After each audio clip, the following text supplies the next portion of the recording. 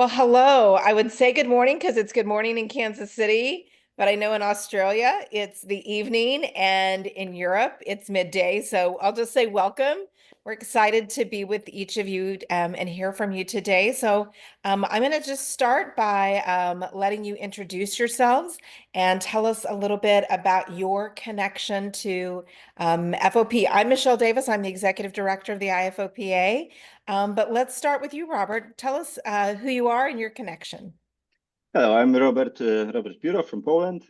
I'm part of the association for Polish FOP Association. We started that FOP Association with my wife and our friends.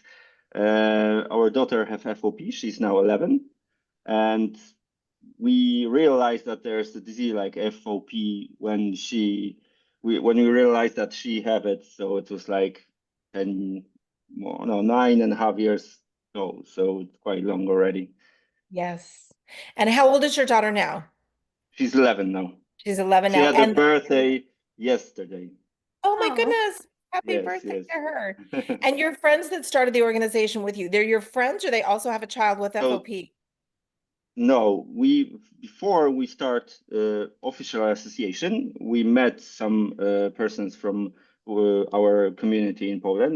They was already in contact. They was quite organized, and we just set up like official association in Poland. So we did that in our group of like me, my wife, our friends, my mother. So we can do everything like paperwork together here, but Right. we based on all that group what was before already made by Przemek, made by there was a website before us Okay. already about FOP in Poland, Oh, sure. and they have already Facebook group in that time, so we joined that and we started this official association. That's great. And was Tomas, was he the person who started that Facebook group? Yes, yes, yes. And he started Facebook group. He set up that website. Yes, He passed away a few years ago, so he did. I but we are remember. continue that. Yes, that's amazing. Okay, and will you say in Polish the official name of your organization? Stowarzyszenie FOP Polska. Okay, wonderful. Thank you. Thank you. Lydia, if you'll tell us a little bit about FOP Australia. yeah. So FOP Australia, which is important to say, it also represents families in New Zealand. Yes. We are almost 10 years old now. Yeah, so we started the official launch was 9 years ago. Several families contributed to the forming of the group that connected through IFOPA and through online platforms.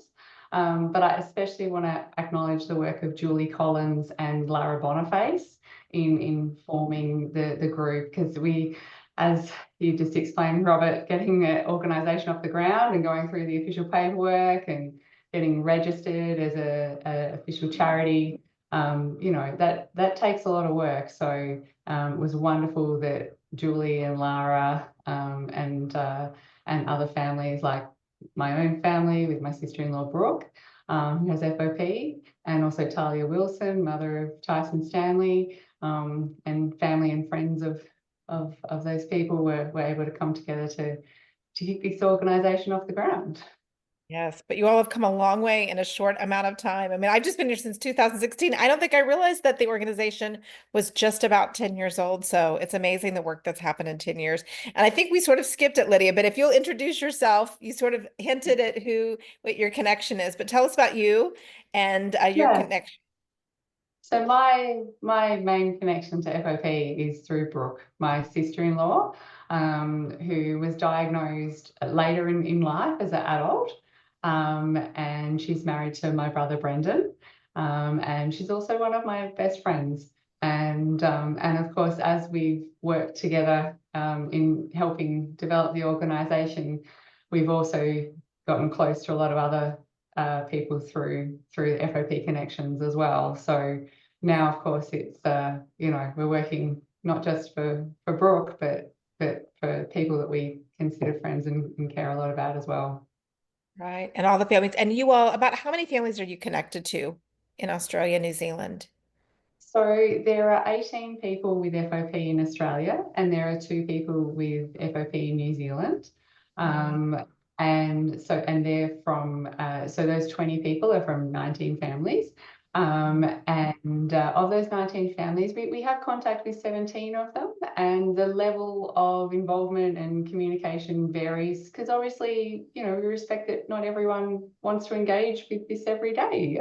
So we for some people, there's daily contact and involvement, and for some people we hear from them occasionally and just keep them updated so that they know we're available when they want some contact. So so we're in contact with most people, but a lot of that is through online communication because obviously Australia is huge, and lots of our FOP families are thousands of kilometres away from the next family. So we're very, very excited to have our first in-person gathering for 9 years with the family conference happening in Melbourne in August. So it'll be great to hopefully get as many people together as possible, hopefully in person, but also, for those who can't attend in person, to be able to link virtually as well. Right. No, that's great. That's great. And that's similar to you, Robert. You all have about 20 families that you're connected to in Poland. Is that right? It's changing constantly because like last month we had already 2 new persons what they are waiting for a diagnosis. They don't know for sure, is it FOP, is it something else, but it's changing. It's like more than 20 people in Poland now, what we know about FOP. Not with all of them, we are in constant contact. Some of them, they are just after diagnosis. So we are trying to help them on the beginning, where to start, what to do first. And we also need to give them the time so they get used to it. So it's difficult for them on the beginning, yeah. Yes, absolutely. Yeah, that's the thing that's a constant around the world. It doesn't matter where you live. You have to be flexible to how people want to react with you and when they're ready, that's for sure. So Nadine, welcome. I think lots of people know you, Nadine, but if you'll introduce yourself and tell us a little bit about you and then also about FOP Germany. Sure. Yeah, I'm Nadine. I'm from Germany and I wear a lot of different hats. So first of all, I'm a patient myself. I was diagnosed when I was 13, so also a little bit later in life. Or actually, I should say my first diagnosis was at age 15, and my kind of second diagnosis was in my early 20s. I'm the vice chair of FOP Germany. I'm currently also the vice chair of the board of directors at the IFOPA. I'm also vice chair of another patient organization in Germany. So I do a lot of advocacy work on the national and international level. Yeah, that's great. And tell us about FOP Germany and a little bit about your founding and the number of patients. Where you sit, you have access to patients, I think, in Germany and other countries too, so that you're connected to. So tell us a little bit about that. Yeah, FOP Germany was founded back in 1997 by a mother, Petra Sommer. She has a son with FOP. We were registered as an organization in 1998, so we will celebrate our 30th birthday pretty soon. And as of now, we know 46 patients in Germany living with FOP, but we know from a search we did that there should be roughly 80 actually, which got the ICD-10 code for FOP. But as Lydia said, maybe they don't want to be connected. Maybe, they do not know actually it's FOP or that we exist. And yeah, so we do our annual gatherings coming up in July. And yeah. That's great. And you have people that come to your meeting in Germany from outside, from around Europe. That's right. Yeah, so we have like a little slogan. That draw. Yes, so we say FOP Unites because we do a lot with the Dutch organizations. So a couple of their people come to our meetings, and also our members we even have some members in Asia. So all over the world, we have members who are in our organization. Those who attend are usually the German-speaking ones. So we also have people coming from Switzerland, because since Switzerland has 3 or 4 different languages, they usually tend to go to the German-speaking ones come to our meetings. We do have some patients also from Austria because they don't have their organization. So yeah, it's really a lot of different people who attend our meetings, which is great. Yeah, yes. So you each live in countries where in recent years there have been clinical trials. So maybe what has that meant for your organizations to have the opportunity to participate in clinical trials? Maybe Lydia, do you want to start? Yeah, I mean, it was a whole new era, right, to enter the clinical trials era. And being in Australia although we're a large country geographically, we don't have a massive population. So it's never a guarantee that we will be part of a clinical trial. So it was wonderful to see, clinical trials include Australian enrolment sites and also New Zealand enrolment sites, where there's been a couple of trials available there too. And I think, we don't take for granted that clinical trials will involve Australia. So it's very important to keep us on the international radar and keep advocating for Australia and New Zealand to be involved in clinical trials. I think also practically one of the most important things about having Australian enrolment sites for clinical trials has been helping cultivate local expertise amongst clinicians, which is one of our major challenges. But Royal North Shore Hospital and also the Royal Children's have become clinical trial sites. There are other trial sites as well, but starting to cultivate some expertise there, because a lot of doctors that have managed FOP, people with FOP in Australia, have literally only been involved in the care of one person. Right. So understandably reluctant to put themselves forward as an expert, and that's one of many challenges. But hopefully the ongoing access to clinical trials will help also help clarify and strengthen pathways to care as well. Absolutely. And you mentioned that at your family meeting, there's going to be some physician education component as well. Tell us a little bit about that. Yeah, so we're very excited about this, and it's still coming together at the moment, but we're going to have concurrent and combined opportunities for clinician education. We are very excited that Ed Shao is going to come out. We're also going to have Rory Clifton-Bly, who is one of our local experts at Royal North Shore Hospital, as well as Jean Doyle, the senior clinical trials nurse, come and talk. And we're also very excited that we'll have some people dialing in virtually as well, especially Matt Brown, who Yes. contributed. In the UK now.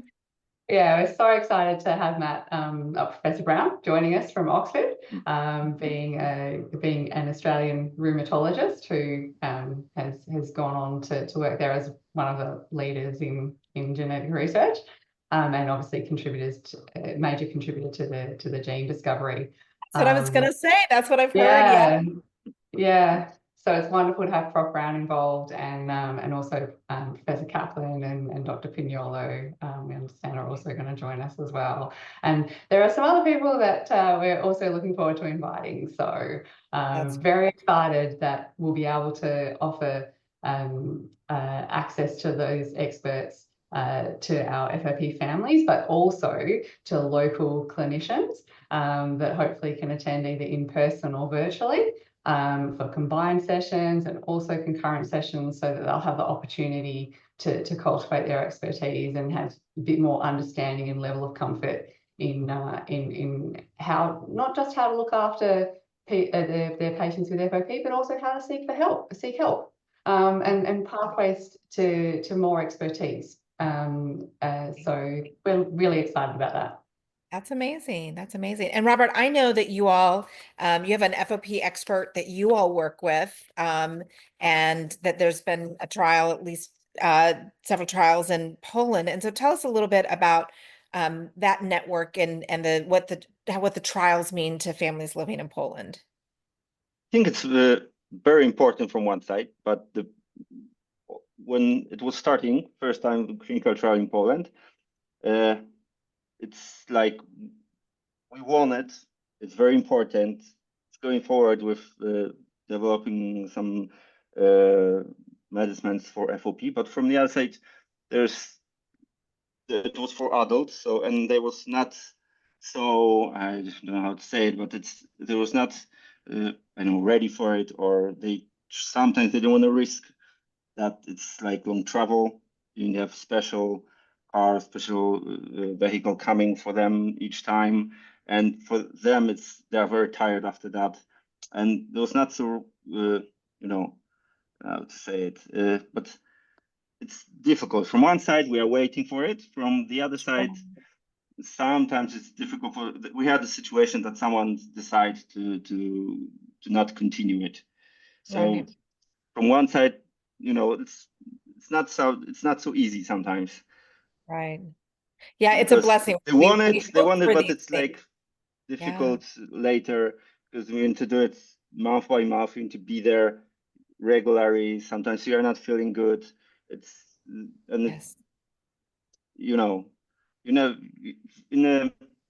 From perspective of parents, it's completely different. Everybody there decide that if maybe in the future there will be another clinical trials for kids, more people will decide that, okay, we can try. But in adults, it's different because of that problem of transportation. They are usually somewhere far away from Rzeszów, from our place where it was. So, there are difficulties like that, and we know that our physicians in Rzeszów, they are trying.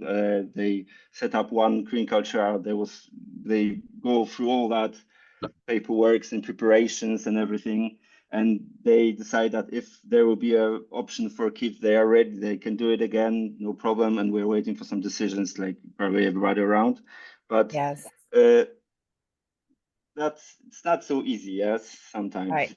There's great hope in clinical trials, and then there's the reality of living them out on a daily and a monthly basis. And so I always, I feel like people that are in clinical trials are like heroes and warriors, because it's not so easy, and it's not just for the patient, it's for the people that come around them and support them and go with them to the clinical trial visit. So it is the great hope, but it is also a long road for sure, for sure. So Nadine, maybe talk to us about what the trials have been like in Germany. And you all have been blessed. You've got some very well-known experts in Germany, especially one, Dr. Morhart, who've been a part of the community forever. He's a dear man, a pediatrician. And so maybe talk to us about what the climate is like in Germany.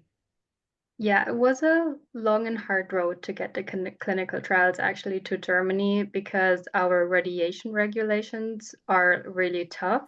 So they don't allow, for instance, for 2 CTs in a year, which, for a bone disease, how else do you want to track the bone formation?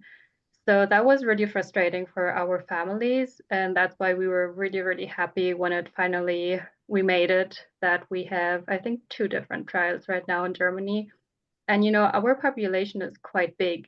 And especially the families with little children, they were really desperate to get their children into any trial, because some of those children, the progression has been, pretty harsh. And of course, we're trying everything to stop that progression. And so that's why that was a really important step. But I think it was an important sign, because honestly, I personally thought for the longest time they just didn't want to come to Germany for whatever reason. But then I realized it's actually a part of the problem are the regulations. And as of now, we have, let's say, 2 expert centers. One is in Garmisch, and you said it, Ollie worked there for the longest time, and he still always comes there, although he has been retired for a couple of years now, I think almost 10 years. He still goes down every time. If he's there and he knows there's a patient, he would go down and also see the patient. So his dedication and commitment, it's amazing. And we all love him. He's just the best.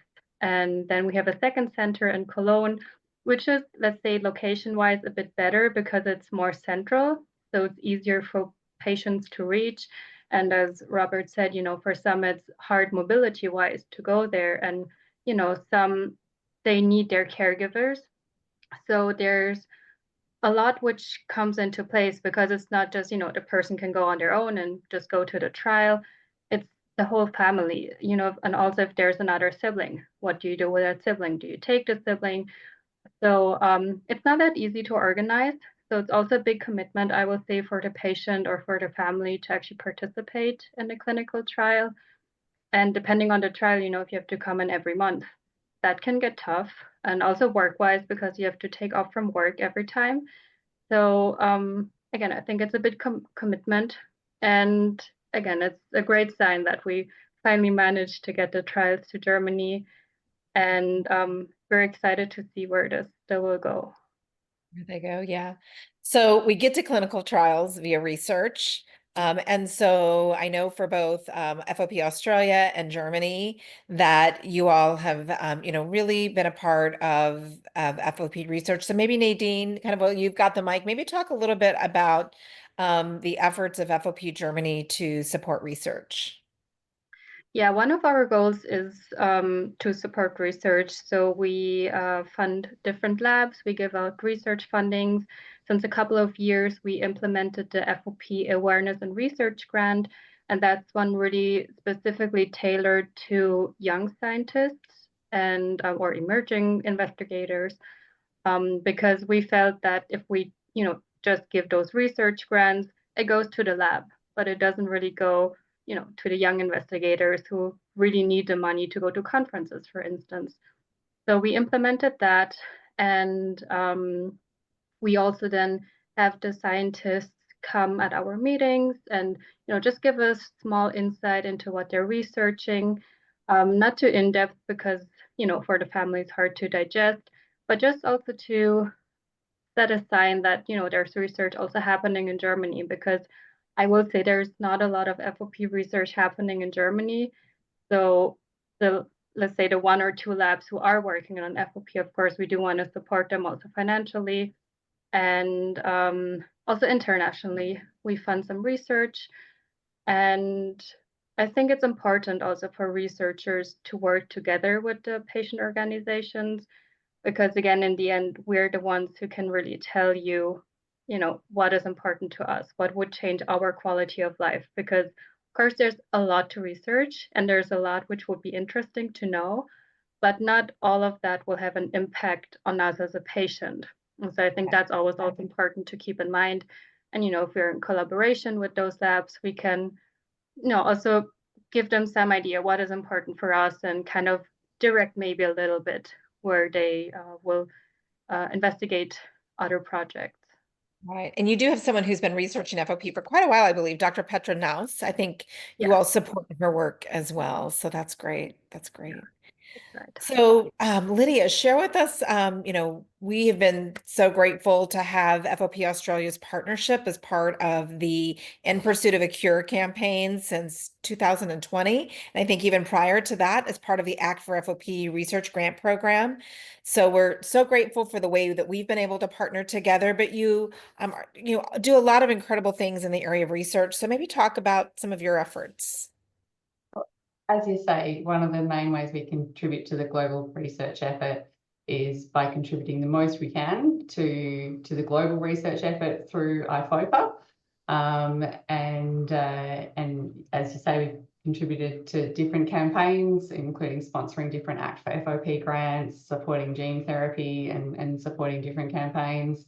There is a maximum amount we're allowed to contribute percentage-wise as a registered charity, but that is one of, you know, that's our main avenue to support global research. So we're really keen to do that, and to keep doing that. And you know, I don't know the total at the moment, but it's well into the six figures that Australia's been able to contribute, which we're very proud of, and we know that's important to our supporters and the people that raise those funds. So very proud to be able to work with IFOPA to do that. But obviously, supporting research isn't just about the money. And as you say, the clinical trials are exciting, but it takes people to be involved in them. So, and that's a huge commitment. Like Robert and both Robert and Nadine were talking about that. So we also want to make sure people have the information they need about clinical trials, and also the registry,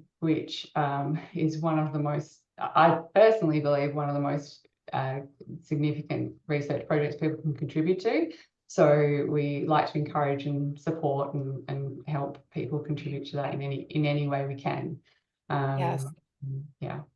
And in that's terms of great. providing, sorry, in terms of providing information, it's a good problem to have these days that we actually just can't always keep up with the latest trials. But so I'm very glad that we can now, there are great IFOPA resources that we can link to from our website, like the clinical trials map that shows enrolment sites in both the countries we represent.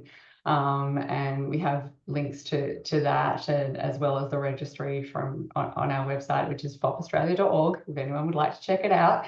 Yes. But we're very glad that some of that work is now done centrally and internationally, so that every single national organisation doesn't actually have to duplicate that or try to keep up with the small amount of volunteer time that we've got. So yeah, so thank you for doing that stuff. No, that's great. And, we are proud that the registry is a global registry. It's the only patient registry in the world for people living with FOP. And it's fun to be able to say that the registry, it's, when we launched it, it's the 10-year anniversary of the registry. It was available in English, but it is also available in 8 other languages, including German and Polish. And so we're thrilled to be able to provide that as a resource. And Hope Newport, our family services manager, is busy working on some new clinical trial resources that should be available this summer. So I think that they'll be really exciting. They're really explaining to patients and families about the clinical trial process from the time that the trials fill. Like the trials are full. Okay, we've got to get the patients through the final trial process, and then what happens all the way through regulatory approval. So there's lots of trials right now, and there's multiple trials that will be in that place.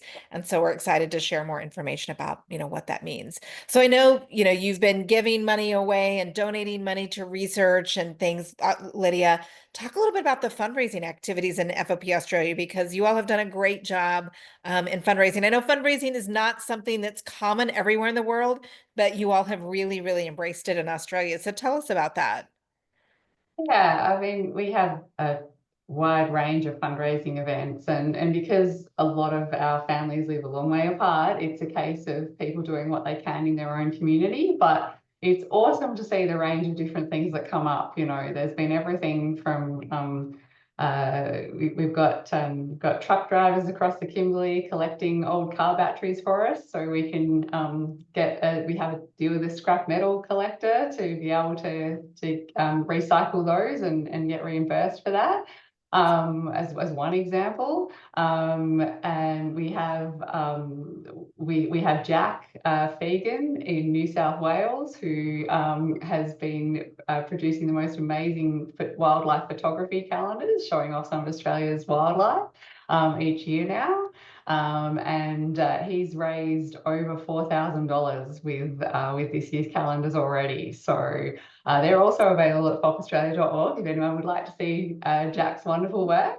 And something I was thinking about just today, actually, going through some old photos, is it was I think it might have been in the last financial year, we had a sports club in Victoria get behind raising not just funds but also FOP awareness, and all the football teams and the netball teams for a whole round wore special FOP branded Guernseys, and did lots of fundraising activities that weekend to raise awareness and funds for FOP Australia. And the exposure and number of people that would have heard about FOP for the first time from something like that is fantastic. And it did raise thousands of dollars. And so that's the Frankston Stone Cats, who is definitely FOP Australia's favourite sporting club. And that was inspired by Tyson Stanley, who worked with the club to do that. And this week is the first anniversary of Tyson's passing, and that was just one of the amazing things that he was able to do, in some of the last months of his life. And it's hard to summarize that, but inspiring is definitely one word we could use there. But for sure. Yeah. Yes, and I know that we're also close to the time of remembering when we lost Oliver Collins as well. And so I know that you have a couple of important grant programs at FOP Australia, and one of them is named after Oliver. So will you share a little bit about the way that you support families with those programs? Yeah, always love a chance to talk about the Oliver Collins Education Grant, which we are very proud to facilitate in honour of Ollie, who many people in the International FOP Association community will know and remember very fondly. He was an amazing young man, and an amazing lawyer, advocate, and friend to many people. And he really he worked to change the narrative for people with FOP. And so one of the ways we thought we could honour his memory was through his grant program named in his honour, to give people with FOP in Australia or New Zealand the opportunity to further their education and learning. And that doesn't need to be formal education. It can be extracurricular activities through a school or through a formal education provider, but it can also be someone developing skills or getting equipment to support their hobby, or their self-development in a range of ways. And as I say, it's also the anniversary of Ollie's passing this week, and so in his honour, we're opening another round of applications this week. So we are really keen to enact those grants and feel that that's one of the ways we hope to honour his memory. And also, as you know, we do have our general support grant program, which you've been part of our independent selection panel for a long time, and helped us get that off the ground.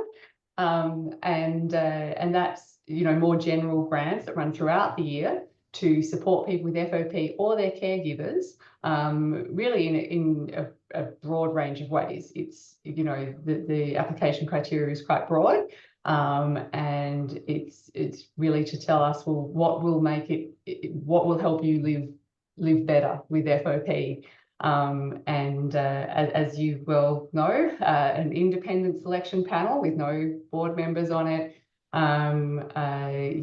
review those applications, and we're really happy to welcome Melissa Davis from IFOPA onto that group, following your lead, Michelle. So yeah, we're very proud to be able to offer those grants, and yeah, the information about that is also online, or people can get in touch with us at info@fopaustralia.org to find out. Great. That's great. And Nadine, maybe talk a little bit about some of the things that you all do that are, more patient support focused in Germany. Yeah, I will say there's actually not a lot we can do financially because our bylaws don't allow us to do that. But we try to support our families, by connecting them to the clinicians, support them in everyday life and just be there for them. If they need someone to talk to, we're always happy to lend an ear and, again, connect them with other families. I think that's what we mostly do, that we really try to, if there is a new family with a child who's, I don't know, maybe 3 years old, to bring them together with another family, who has been through the same process, because you will learn the most from that families. And I think great friendships have actually begun there.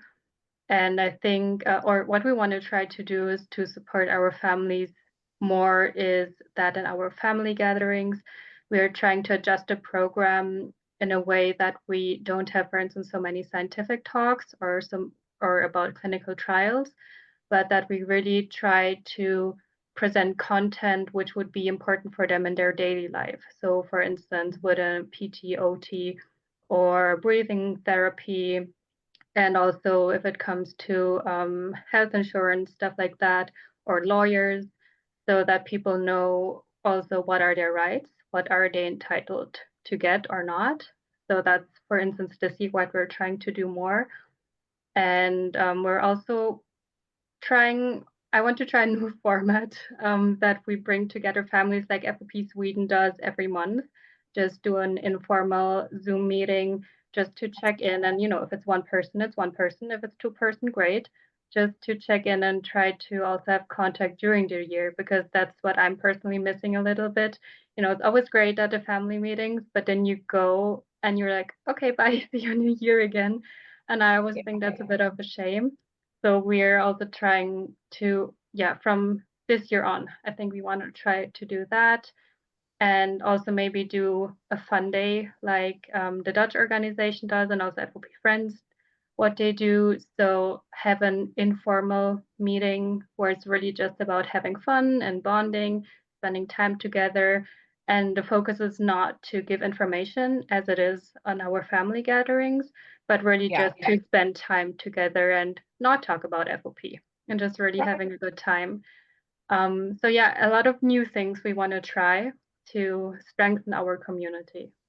That's great. That's great. And Robert, you mentioned you have an internal chat. So tell us about how you all stay connected. So mainly online, we have Facebook groups. We are calling each other.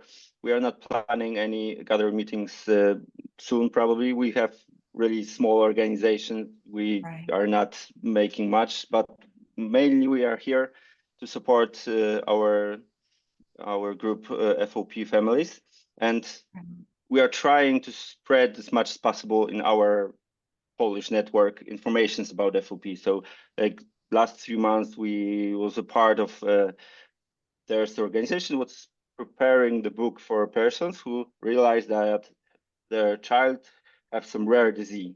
And in all that preparation, we was a part of it. So Justina had a long talk about FOP there. So we're trying to get as far as possible, so people not gonna wait long for diagnose, because now it's way easier to get information online. So if you're searching for something, so we should be there somewhere to reach us.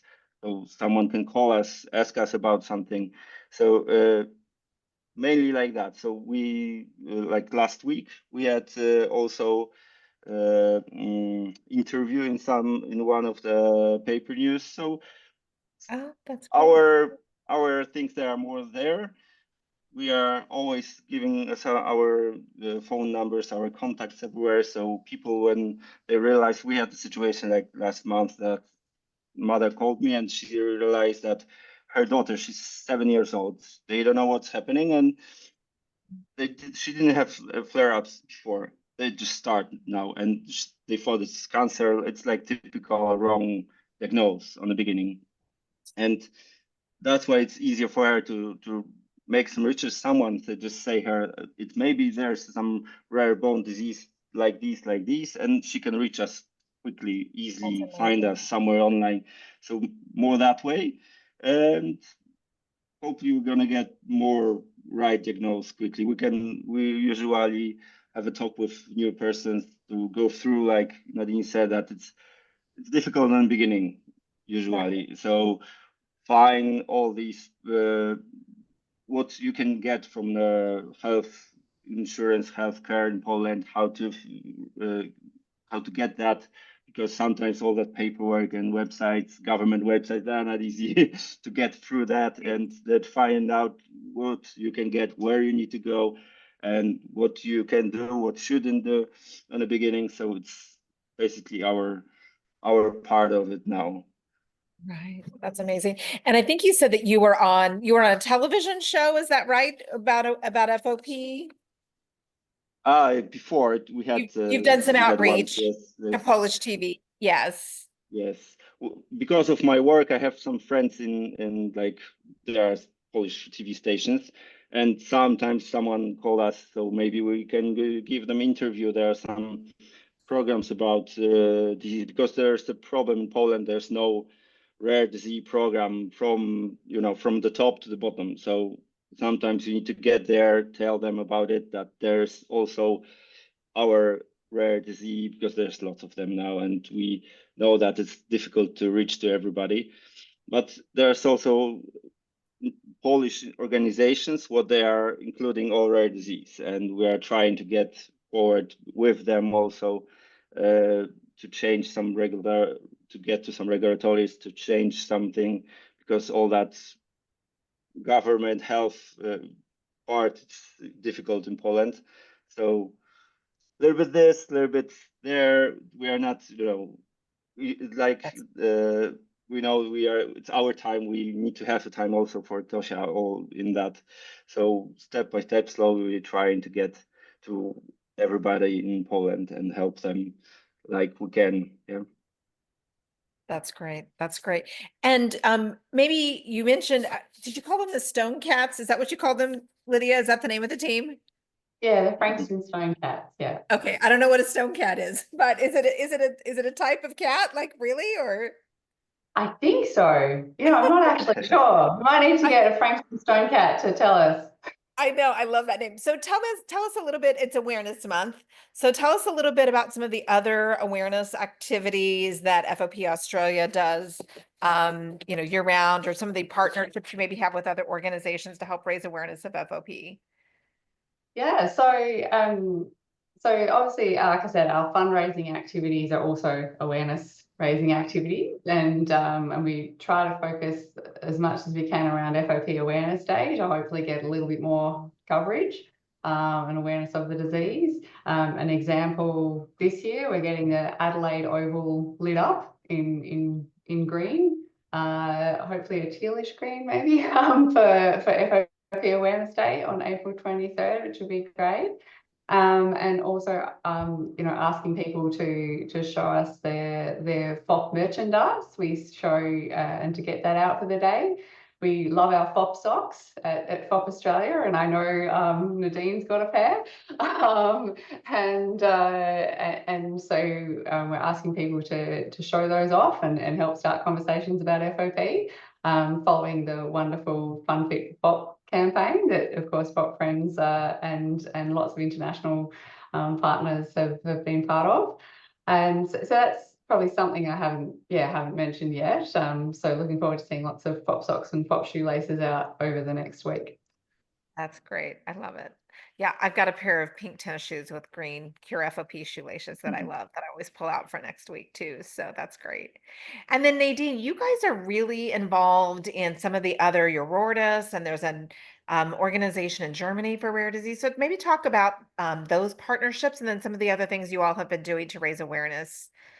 Yeah, so for Urortis, for instance, we've been members for a couple of years now, and I also participated in their summer and winter school, for instance, to educate myself, which was really great.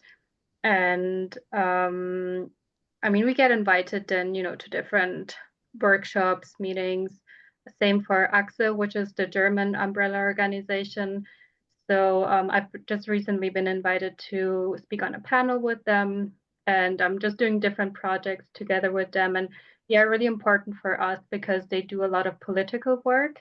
So that's actually their main focus. And that's, for instance, something we as FOP Germany don't do very much. It's not our expertise. And I think none of us are very fond of that, or, you know, also know which steps to take. That's why it's really important that we have them as our partners. And for awareness, the biggest, let's say, thing we're doing right now is our FOP documentary. So that's about Zara. She lives with FOP, and she was followed by a videographer for, I think it was 2 years. And he visited her every 2 to 3 months and filmed her in her daily life. And so it's really an insight what it is to live like with FOP. And it's, I mean, of course, it's a snapshot, but, you know, a snapshot over 2 years. So you really see everything in her life, you know, from going to work and going to concerts and all stuff like that. And right now we're doing a cinema tour through all of Germany, which has been very successful already. So we're trying to go to as many cities as possible.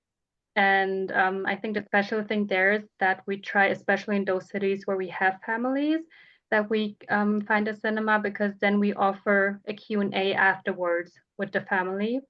And that has been very, very emotional for everybody. And people were really interested. I think the biggest audience we had were 100 people. And, you know, those were people, I think maybe like 80 or so, who were not connected to FOP, who had never heard about FOP. So I think we have reached a lot of people who have never heard about FOP, and also in our target groups like midwives or pediatricians. And so that has been really great and really exciting. We're still scouting out more cities, and I think this will also continue over hopefully some months or maybe even years, I don't know.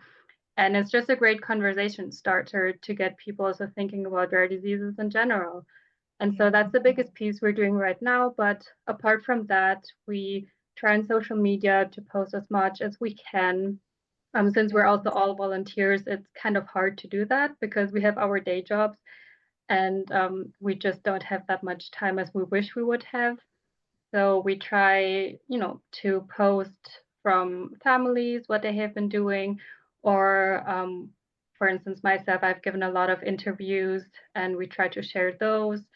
And again, just to reach people who may be outside of our bubble, who have never heard about FOP. So yeah. No, that's amazing. Those are all great initiatives. So, well, thank you so much for spending time with me today. Is there anything you wanted to share with the global community as we sign off here? Anything that you would like to share, Nadine? I think it's great to come really together as a global community, and I really love the logo from this year. I mean, I'm wearing my shirt, but you cannot see it. I know it says the same like on yours, Michelle, stronger together. And I really do believe we're stronger together. And I think that's why it's so important that we collaborate also as national organizations.